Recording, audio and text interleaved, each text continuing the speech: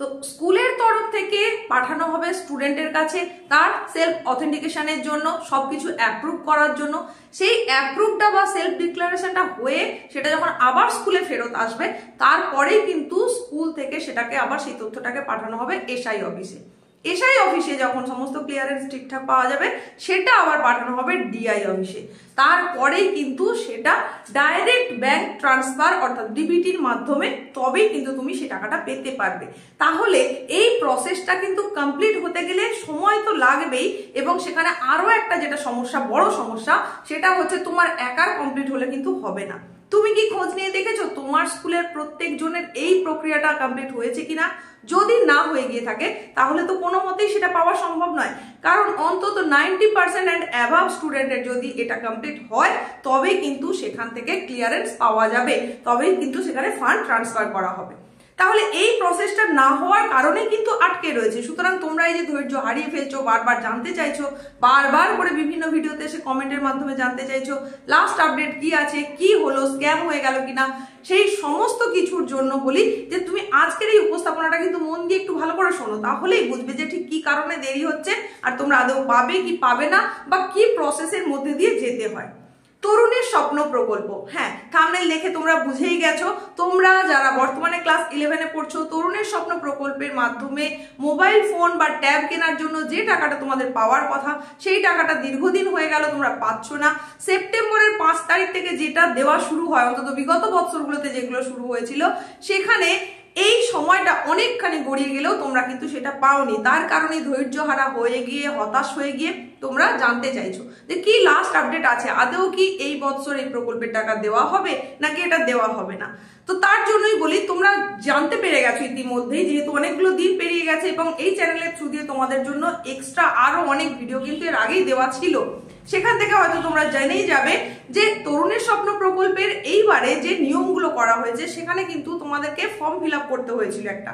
সেই form fill আপের মাধ্যমে তোমাদেরকে আবার কিছু তথ্য অ্যাপ্রুভ করার জন্য স্কুল থেকে পাঠানো হয়েছিল, যেটাকে বলা হচ্ছে সেলফ ডিক্লারেশন।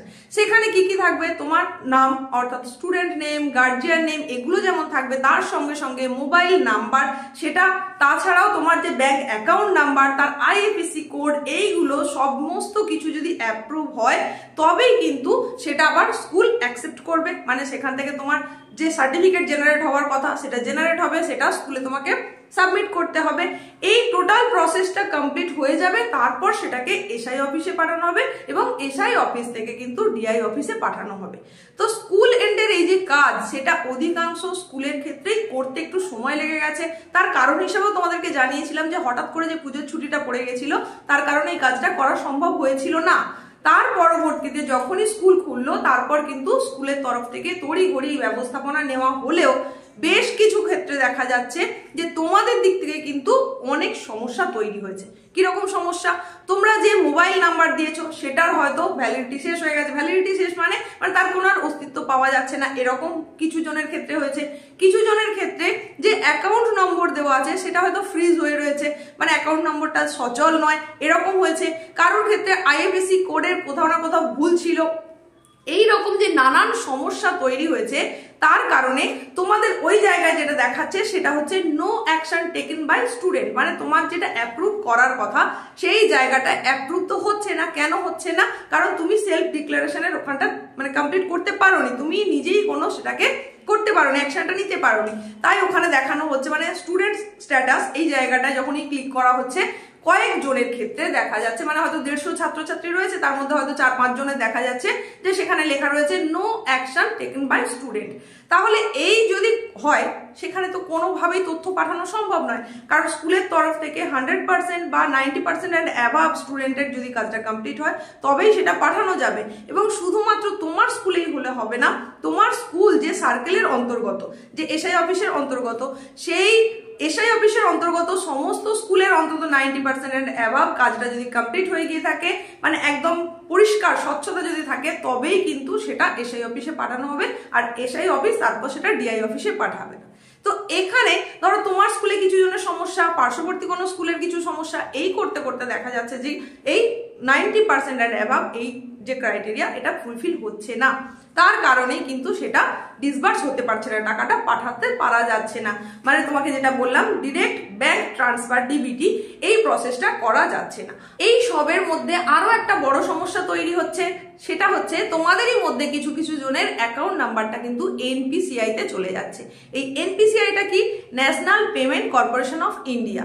তো এখানে যখনই চলে যাবে তখন কিন্তু সেই জায়গা থেকেই সেটা ভেরিফাই হয়ে আসবে, মানে অ্যাকাউন্ট নাম্বার থেকে আইএফএসসি কোড সমস্তটা ভেরিফিকেশন কমপ্লিট হলে তবে কিন্তু সেটা ক্লিয়ারেন্স পাবে। তো এত রকমের জটিলতা যখন তৈরি হচ্ছে, খুব স্বাভাবিকভাবেই এই প্রকল্পের টাকাটা পেতে দেরি হচ্ছে। তবে হতাশ হওয়ার কিছু নেই, জেলা ভিত্তিকভাবে বিভিন্ন সময় কিন্তু মিটিং চলছে এবং সেই প্রসেসটা যাতে দ্রুততর করা যায়, সমস্ত কাজটা যাতে খুব তাড়াতাড়ি কমপ্লিট করে ফেলা যায় এবং তোমাদের অ্যাকাউন্টে যাতে খুব তাড়াতাড়ি টাকাটা আসে, তার জন্য নিরন্তর প্রচেষ্টা কিন্তু চলছে। সর্বশেষ আপডেটগুলো এইভাবেই যদি তুমি পেতে চাও তাহলে কিন্তু মাঝে মধ্যেই তোমাকে চ্যানেল ভিজিট করতে হবে এবং দেখে নিতে হবে। আর যদি তুমি এই চ্যানেলে ফার্স্ট টাইম ভিজিটার হয়ে থাকো তাহলে অতি অবশ্যই সাবস্ক্রাইব করার পাশাপাশি বেল আইকনটাকেও অল করে দিতে হবে। আজকের এই উপস্থাপনা তোমার যদি ভালো লেগে থাকে তাহলে লাইক করো, বন্ধুদের মধ্যে শেয়ার করো, হাই পয়েন্ট এলে সেটাও কিন্তু দিতে ভুলবে না। আর এইরকমই কোনো না কোনো তথ্য, এডুকেশনাল তথ্য পেতে গেলে তোমাকে নিয়মিত চ্যানেলে কিন্তু চোখ রাখতে হবে। দেখা হচ্ছে খুব তাড়াতাড়ি নতুন কোনো উপস্থাপনার সঙ্গে।